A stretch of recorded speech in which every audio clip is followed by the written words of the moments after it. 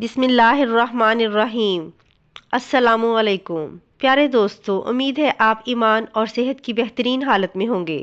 حضرت ابراہیم علیہ السلام نے ملک الموت سے، جن کا نام اسرائیل ہے، سے دریافت کیا کہ اگر ایک آدمی مشرق میں ہو اور دوسرا مغرب میں، اور دونوں کا وقت ایک ہو، یا کسی ایسی جگہ روحیں قبض کرنی ہو جہاں وبا پھیلی ہوئی ہو یا جنگ ہو رہی ہو، تو تم کیا کرتے ہو؟ انہوں نے کہا، اللہ کے حکم سے روحوں کو بلاتا ہوں اور وہ میری انگلیوں کے درمیان سما جاتی ہیں تو میں انہیں قبض کر لیتا ہوں۔ کہا جاتا ہے کہ پوری زمین ملک الموت کے لیے پلیٹ کی طرح ہے، وہ جسے چاہتا ہے اس میں سے لے لیتا ہے۔ اسی طرح وہاب بن ابن منبع کہتے ہیں کہ ایک بادشاہ نے کسی جگہ جانے کا ارادہ کیا، پہننے کے لیے بہترین لباس منگوایا، سواری کے لیے بہترین سواری منگوائی، اس پر سوار ہو کر بڑی شان و شوکت اور متکبرانہ انداز سے نکلا کہ اس کے نزدیک کسی آدمی کی کوئی اہمیت ہی نہ ہو۔ اسی دوران اس کے پاس ایک بدحال اور پراگندہ بال شخص آیا اور اسے سلام کیا، لیکن بادشاہ نے اپنے غرور و تکبر کی وجہ سے اس کے سلام کا جواب نہ دیا۔ اس شخص نے اس کے گھوڑے کی لگام پکڑ لی۔ بادشاہ نے کہا کہ لگام پکڑ کر تو نے بہت بڑی غلطی کی ہے۔ اس نے کہا، میں تیرے پاس ایک ضرورت سے آیا ہوں۔ بادشاہ نے کہا، میرے اترنے کا انتظار کر۔ اس نے کہا، نہیں، اسی وقت کام ہے۔ یہ کہہ کر اس نے لگام کو زور سے جھٹکا دیا۔ بادشاہ نے کہا، ٹھیک ہے، اپنی ضرورت بیان کر۔ اس نے کہا، یہ راز کی بات ہے۔ بادشاہ نے اپنا چہرہ اس کے قریب کیا۔ اس نے کان میں سرگوشی کی، میں ملک الموت ہوں۔ یہ سن کر بادشاہ کا رنگ متغیر ہو گیا اور زبان لڑکھڑا گئی۔ وہ کہنے لگا، مجھے اتنی مہلت دے کہ میں گھر واپس جاؤں اور اپنی ضروریات پوری کر لوں اور اپنے اہل و عیال کو الوداع کہہ دوں۔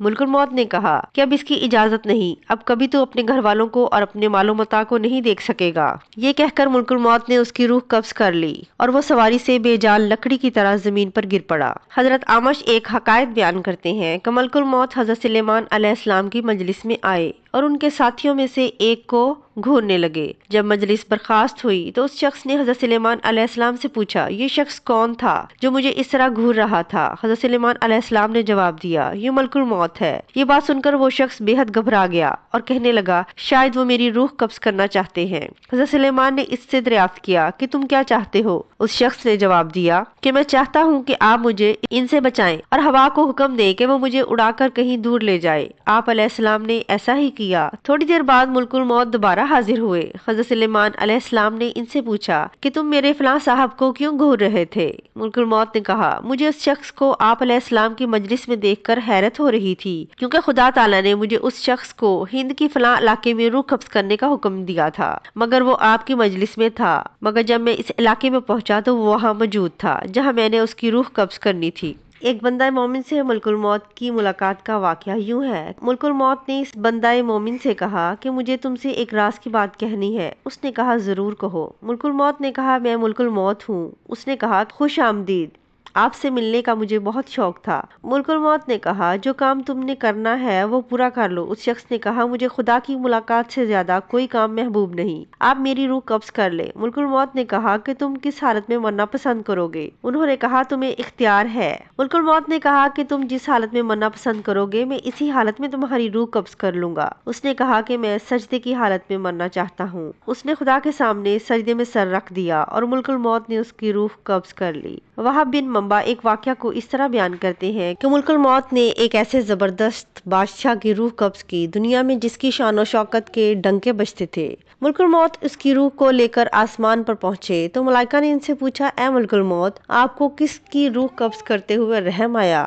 ملک الموت نے کہا کہ ایک مرتبہ مجھے ایک ایسی عورت کی روح قبض کرنے کا حکم دیا گیا جو جنگل میں اکیلی تھی اور اس نے وہاں ایک بچی کو جنم دیا تھا۔ مجھے اس کی غریب الوطنی اور بچی کی تنہائی کا خیال آیا کہ وہ اس جنگل میں تنہا ہے، کوئی اس بچے کی دیکھ بھال کرنے والا بھی نہیں۔ فرشتوں نے کہا کہ جس بادشاہ کی روح لے کر تم آئے ہو وہ یہی بچہ تھا جس پر تم نے رحم کیا تھا۔ ملک الموت نے کہا کہ خدا جس پر چاہے رحم فرمائے۔ ماہ شعبان کی 15 تاریخ کو ملک الموت کو ایک صحیفہ دیا جاتا ہے اور کہا جاتا ہے کہ اس سال تمہیں ان سب لوگوں کی روحیں قبض کرنی ہے جن کے نام اس صحیفے میں درج ہے۔ عطا کہتے ہیں کہ انسان نکاح کرتا ہے، مکان تعمیر کرتا ہے، اسے معلوم ہی نہیں ہوتا کہ اس کا نام ملک الموت کے صحیفے میں لکھا جا چکا ہے۔ حضرت حسن بصری کہتے ہیں، ملک الموت ہر روز 3 مرتبہ تمام گھروں کی تلاشی لیتے ہیں اور ہر اس شخص کی روح قبض کر لیتے ہیں جس نے اپنا رزق وصول کر لیا ہوتا ہے اور وہ اپنی عمر پوری کر چکا ہوتا ہے۔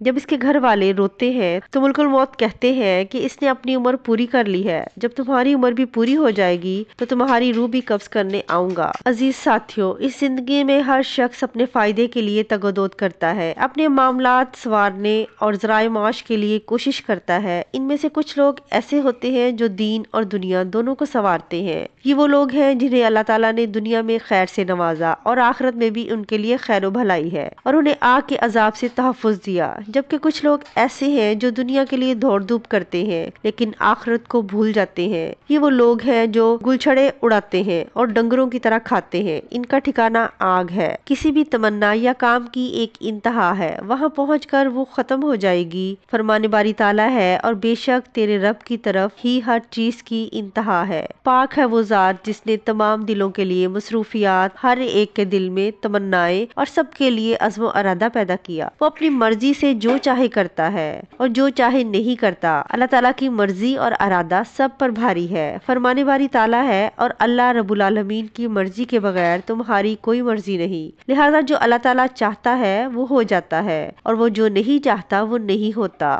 موت اس دھرتی پر تمام مخلوقات کا آخری انجام ہے۔ اس دنیا میں ہر ذی روح چیز کی انتہا موت ہے۔ اللہ تعالیٰ نے موت فرشتوں پر بھی لکھ دی، چاہے وہ جبرائیل ہوں، میکائیل ہوں یا اسرافیل علیہ السلام ہوں، حتیٰ کہ ملک الموت بھی موت کے منہ میں چلے جائیں گے۔ فرمان باری تعالیٰ ہے، اس دھرتی پر موجود ہر چیز فنا ہو جائے گی، صرف تیرے پروردگار کی ذات ذوالجلال و اکرام باقی رہے گی۔ موت دنیاوی زندگی کی انتہا اور اخروی زندگی کی ابتدا ہے۔ موت کے ساتھ ہی دنیا کی آسائشیں ختم ہو جائیں گی، اور میت مرنے کے بعد یا تو عظیم نعمتیں دیکھتی ہے یا پھر دردناک عذاب۔ خود اللہ تعالیٰ کی نشانیوں میں سے ایک نشانی ہے موت۔ موت سے اللہ تعالیٰ کی قدرت اور تمام مخلوقات پر اس کا مکمل تسلط تیار ہوتا ہے۔ فرمان باری تعالیٰ ہے، وہی اپنے بندوں پر غالب ہے، اور وہ تم پر نگہبان بیچتا ہے، یہاں تک کہ جب تمہارے کسی ایک کو موت آتی ہے، اسے ہمارے بھیجے ہوئے فرشتے قبض کر لیتے ہیں، اور وہ کوتاہی نہیں کرتے۔